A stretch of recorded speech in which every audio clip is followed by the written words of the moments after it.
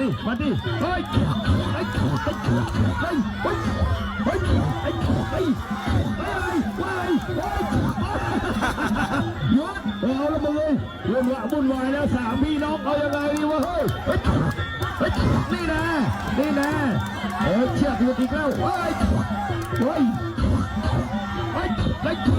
เฮ้ยหยุดก่อนเชือกหยุดมันป้าไปไม่ดีมาดิเฮ้ยเฮ้ย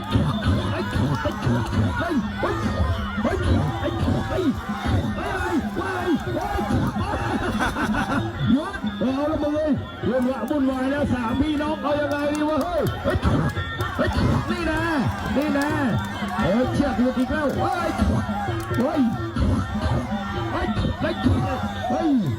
หยุดก่อนเชือกหยุดมันป้าไปไม่ดีมาดิเฮ้ย